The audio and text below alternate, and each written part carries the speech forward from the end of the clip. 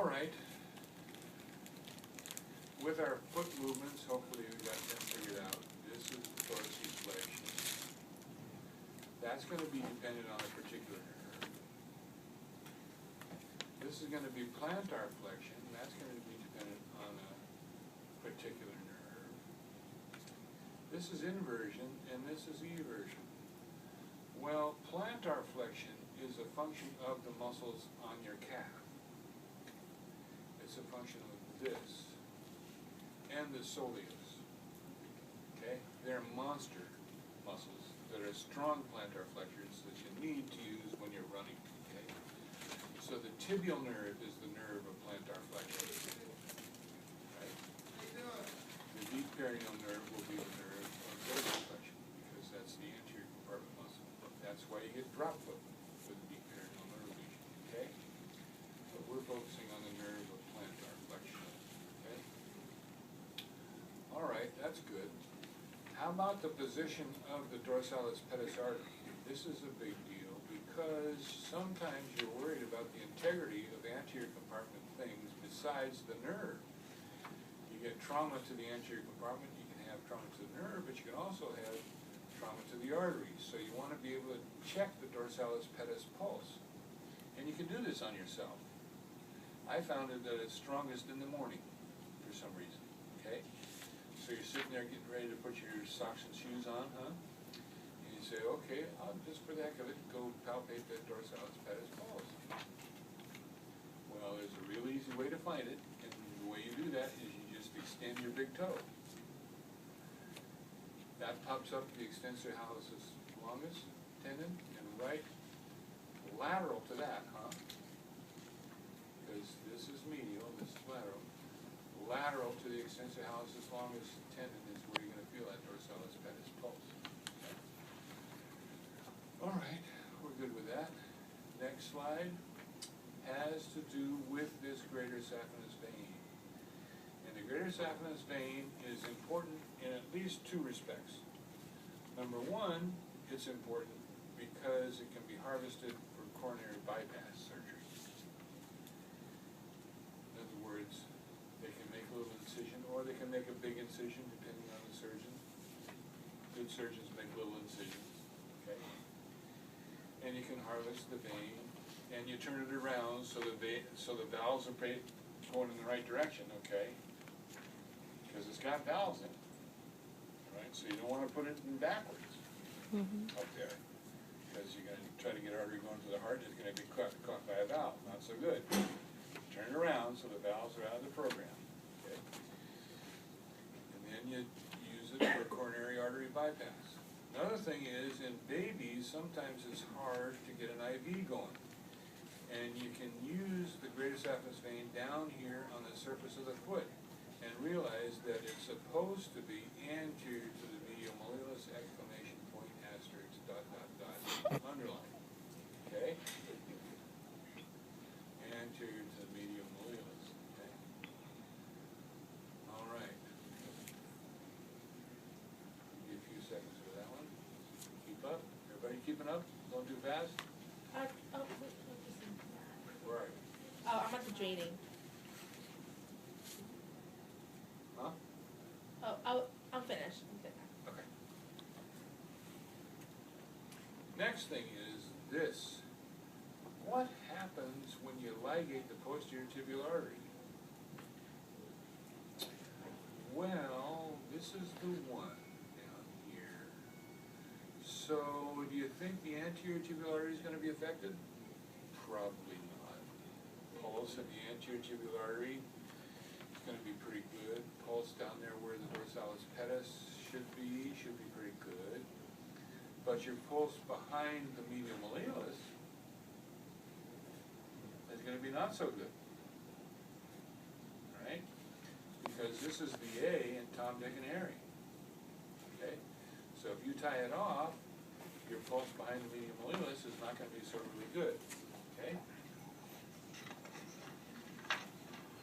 All right?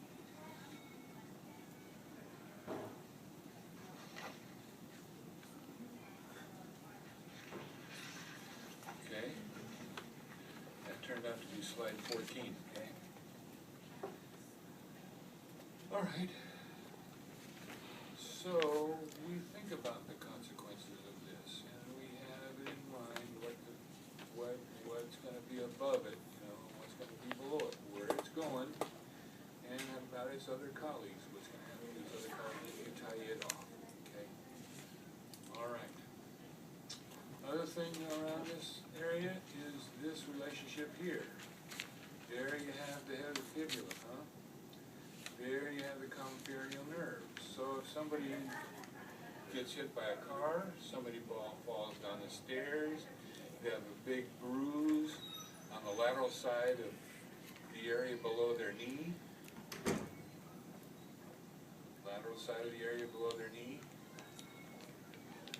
trauma in the region of the head of the fibula, you worry seriously about common perineal nerve damage and the onset of drop foot. Okay? At that point, you don't really know what you can do about it, except for the fact that you anticipate what's going to happen. And you probably don't even say anything about it, because you don't want to stick your neck out and say, well, you're going to have drop foot. But you anticipate that your patient may end up that way. Okay, and then you put a little brace on them. But reversing something like this is another deal. Not very likely to be amenable to that happening. Okay. So a bruise in the region or a break in the region of the head of the fibula. Careful, no.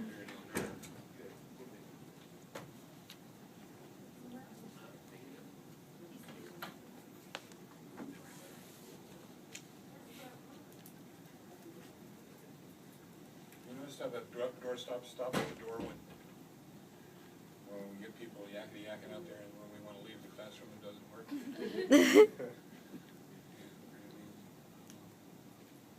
It's conspiracy. Okay, so the next thing about this tibial nerve is that not only is the nerve of plantar flexion, is it that it's got other things to do as well. So it innervates the flexor digitorum longus, right? Because that's a posterior compartment muscle. So it flexes the toes real well. Innervates the foot. How in the heck does it innervate the foot? Well, it's that tibialis posterior. That tibialis posterior passes behind the medial malleolus. That's old Tom, right? Tom's in a good position to cause inversion of the foot. Tibial nerve can invert the foot, okay? And it plantar flexes the foot, okay?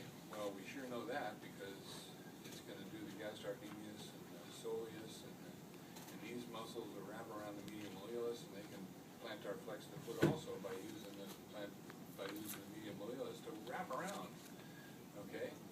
So it's a fabulous plantar flexor of the foot. So what happens when you get a tibial nerve lesion?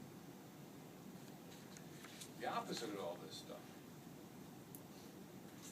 The toes get extended, the foot becomes everted, and it tends to dorsiflex, right? And that's really what happens. I mean, it's not drastic, but, people's feet end up in that sort of shape just at rest. Things that affect your hand are a little bit more obvious. You get something called claw hand if you get an ulnar nerve lesion. And it's not that a person is going like this actively, it's just that nerve is not there, so the muscles just sort of assume a new tone and new balance, and the ones that can't contract don't, and your hand ends up looking like a claw. Okay? Foot would do the same thing with the tibial nerve lesion. Would tend to extend, the toes would tend to extend, the foot would tend to evert, and it would tend to dorsiflex because it doesn't have that tibial nerve pulling it